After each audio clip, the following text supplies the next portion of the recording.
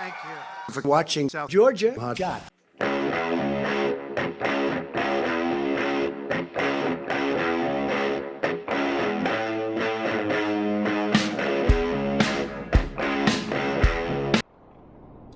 Well, we woke up pretty early this morning at about 5:15-ish and hit the road.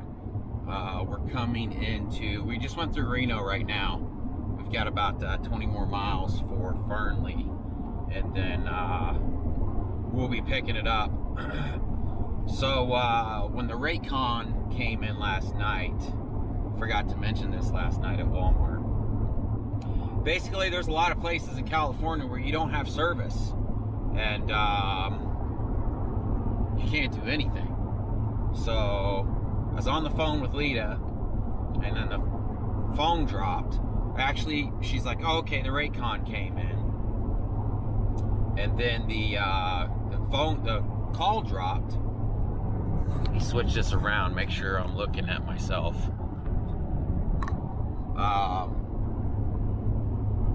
Look at that, beautiful. Anyways, so on the load board, it said that this was 6,800 pounds. And then we get the Raycon in, and then it talks about it being 24 pallets. And I'm like, 24 pallets? I'm pretty sure I can't fit 24 pallets on a 40-foot hotshot. But then you get to go and read down, and it says we'll be dropping 17 pallets in American Fork, Utah, and 3 in Denver, Colorado.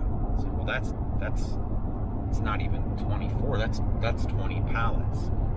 And it says at the top where it's talking about 24 pallets, it's like, it's about 8,000 pounds. And then you get down and it's like, well, it's 8,800 pounds. And I'm like, well, which one is it? Because I think it's insulation we're picking up. And I'm like, well, which one is it? Because, you know, the load board said 6,800, and this says 8,000, but then it says 8,800 here. You know, I'm like, what's the deal here? Anyways, I lost service, and Lita's like, I didn't know what you wanted me to do, so I signed the Raycon. I'm like, well, we have a Raycon now, and I always screenshot or take a picture of their description on the load board. She says it also says tarped. And I'm like, tarped? She didn't mention anything about tarp, but I did go back and look at my screenshot, and it did say tarp on truck stop, so that's my bad. But I don't know. We're gonna see if it'll fit. You know, I asked her, I said, is this gonna work on a 40-foot hotshot? And she was like, hold on, let me check. And she came back and she's like, yeah, it should work on a, it may hang over the back a little bit, but it should work. I'm like, I'm okay with it hanging over the back a little bit. So I don't know, I guess we'll see. There's a Mustang right there. I took a picture of it because it says Mustang and then landfill. You guys know I drag race. Well, I used to drag race until I started doing this. Now I don't have time to do anything. But a lot of the Chevy boys, they made a joke of it. Haha, that's the landfill for Mustangs. Like, no. No, we all know you Chevy boys like to buy the Mustangs and stick your junkyard LS1 motors in it, because Chevy can't build a car. Alright, let me hop off here. Alright, we have arrived in Fernley. You know, Fernley is the same place that we picked those big tires up at, and took down to somewhere south of Utah. I can't even remember. But look, even the smoke has come out this far, and my brother said it'll reach, the smoke will reach him. Look, you can barely see the sun. Pretty wild. Let me get you guys set up. I'm gonna go ahead and move all this stuff out of the way. I started that, and I forgot about you guys, so I'm sorry. All right, let me get you set up. So they said that they were gonna load me right here in this parking lot, and I asked the guy, I said, you want me to pull around, because I see there's other trucks that pull around and then they load them in the bay. He's like, no, we'll load you right there in the parking lot. So I took and undid all my straps and moved all my tarps and my tires, set them behind the trailer, and then they come out and they're like, we need you to pull around. It's like, damn it, just unloaded all this stuff.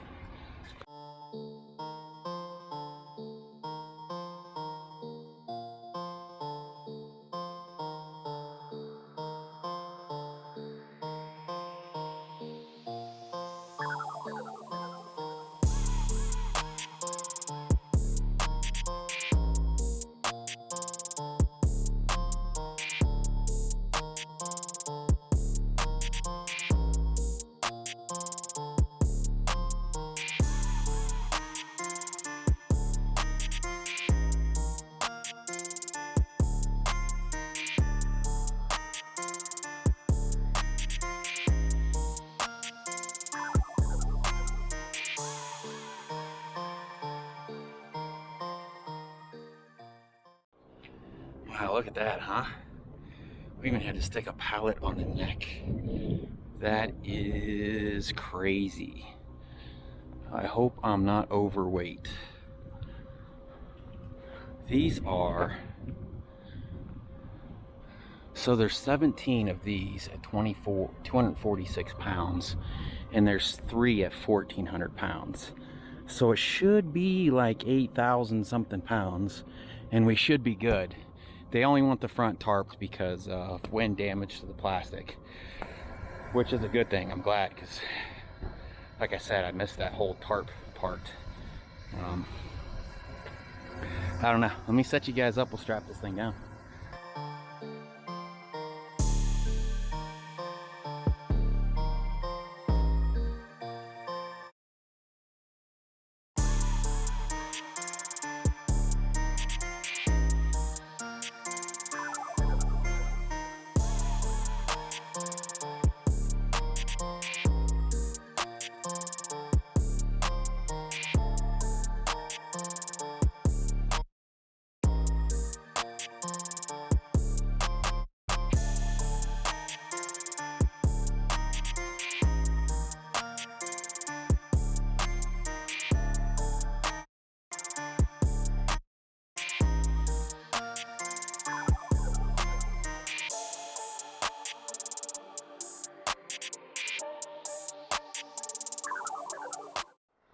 Well, that's it strapped down. I still have to do something about the flaps here on the tarp. Like I said, they all, oh shoot, I got to do that and my tires and tarps too.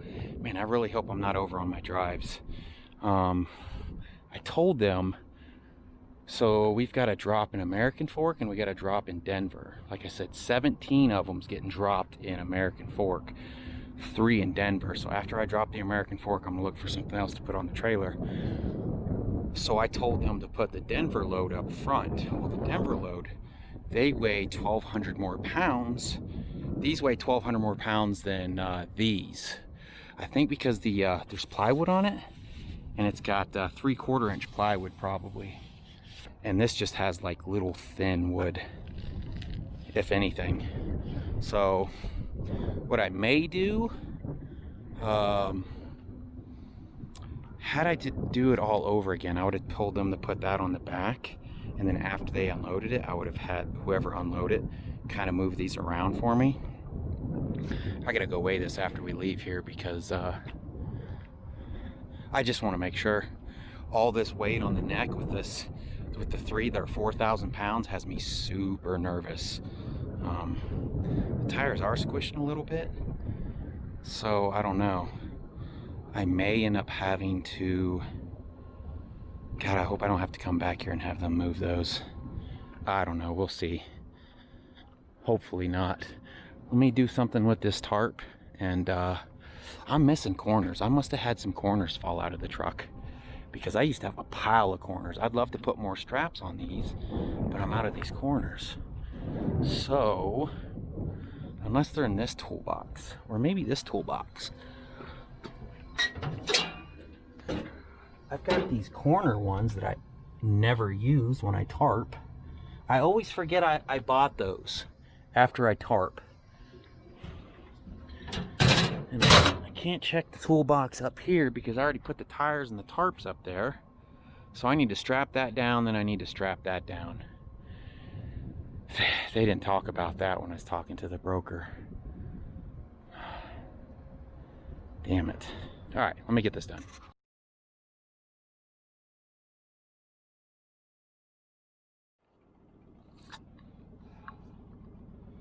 Well, good morning. We made it to our spot last night. We're on the bike. We're going to the Utah Gun Show.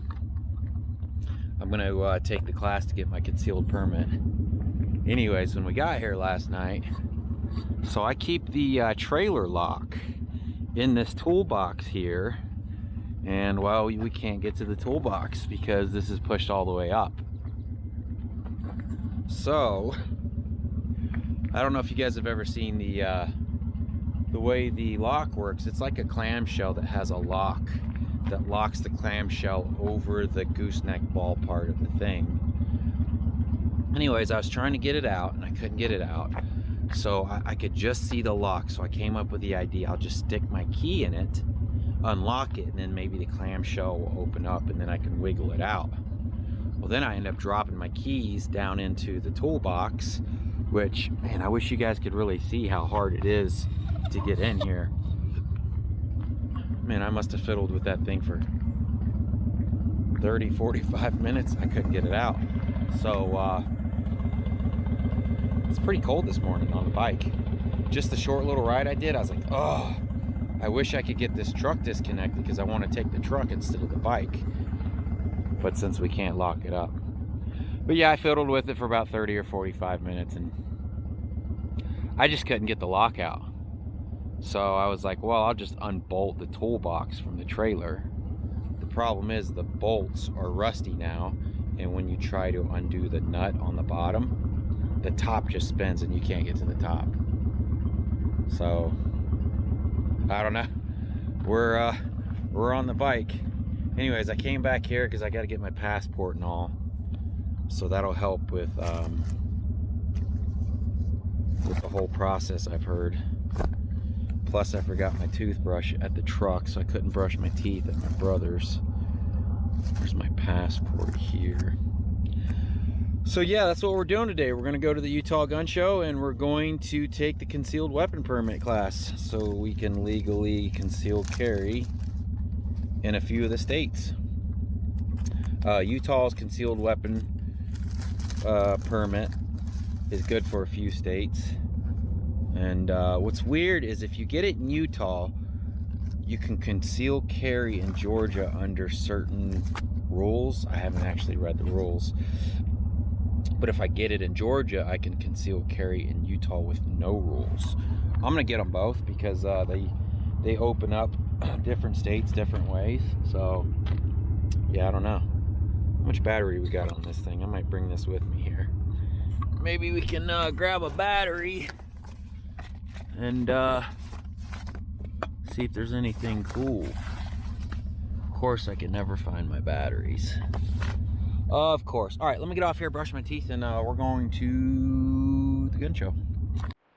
All right, we have arrived, and we got a sweet parking spot. All right, let me get in here because I am now late. I guess this is the line to get in. Oh my goodness. Look how far this line goes back.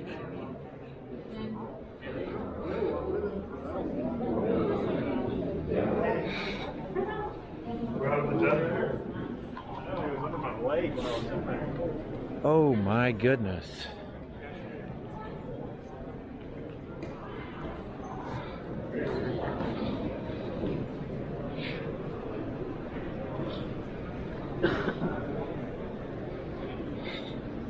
This is the line to get in, isn't it? Yeah. Oh my gosh. You won't be able to breathe once you get in there. You're right.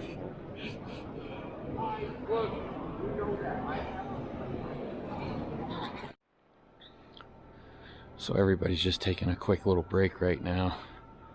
$3 for a Dr. Pepper, what a deal, right?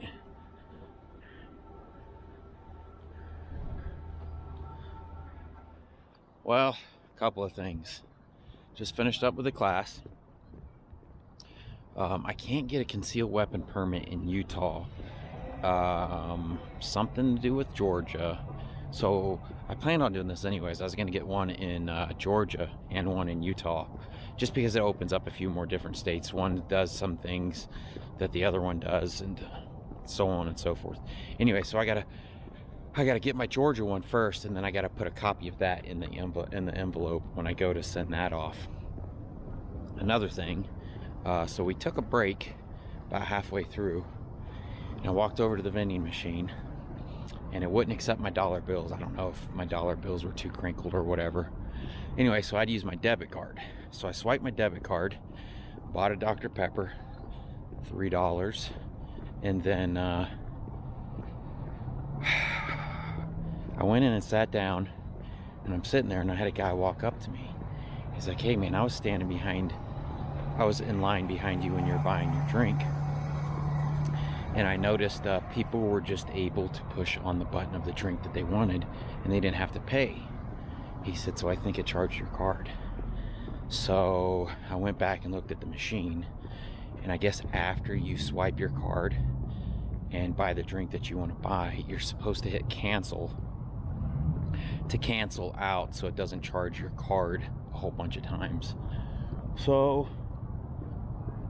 I bought a bunch of people's drinks and didn't realize it.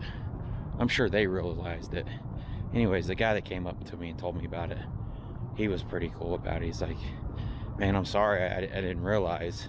So I don't have money to pay for a drink. I'm like, don't worry about it, dude. Just drinks on me. Later on, he ended up walking up next to me and giving me one more Dr. Pepper. So he at least ended up paying for his in some kind of a way.